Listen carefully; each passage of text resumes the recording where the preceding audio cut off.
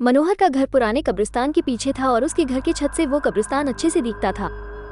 वो रोज उस कब्रिस्तान को पार करके ही अपने काम पर जाता था। मनोहर के 2 बच्चे थे और दोनों बच्चे बड़े ही शैतान थे। बड़े बेटे का नाम रॉकी और छोटे बेटे का नाम विकी था। एक बार गर्मी की छुट्टियों में रॉकी और विकी की बहन सोनिया भी आई हुई थी। तीनों मिलकर रात के लगभग 12 बजे एक रूम में ट्रूथ और डेयर खेल रहे थे। रॉकी सोनिया से पूछता है कि तुम ट्रूथ लोगी या डेयर। सोनिया डेयर लेती है और पूछी है कि तुम लोग कुछ खतरनाक करने के लिए तो नहीं कहोगे ना।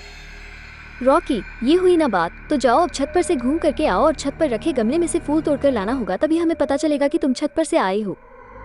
सोनिया, छत पर से तो कब्रिस्तान दिखता है। नहीं, मैं नहीं जाऊंगी। रॉकी और विकी दोनों सोनिया को छत पर जाने के लिए जबरदस्ती बोलते हैं। सोनिया छत पर जाती है और जैसे ही गमले में लगे फूल की तरफ बढ़ती है तभी उसकी नजर कब्रिस्तान की ओर पड़ती है। कब्रिस्तान में एक बड़ा सा सूखा पेड़ होता है। वो देखती है कि उस पेड़ पर एक सर कटी हुई उल्टी लाश लटक रही होती है। सोनिया उसे देखती है और जोर से चिल्लाती हुई बेहोश हो जाती है। फिर जब सोनिया बहुत देर तक छत पर से नहीं लौटती है तो रॉकी और विकी दोनों डर जाते हैं।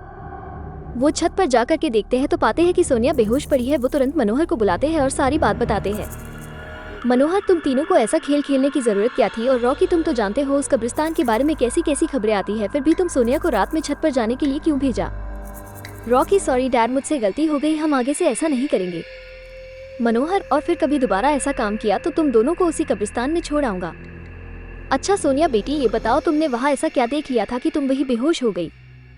सोनिया सहमी हुई हालत में मनोहर को सारी बात बताती है कि उसने क्या देखा। मनोहर ने उस कब्रिस्तान के बारे में ऐसी खबरें पहले भी सुनी हुई थी, इसलिए वो सोनिया को डांटता नहीं है और बच्चों को संभल कर रहने की सलाह देता है। एक दिन मनोहर को काम से छुट्टी मिलने में देर हो जाती है और उस दिन उसे ऑटो भी नहीं मिलता है। वो पैदल ही घर की ओर चल पड़ता है।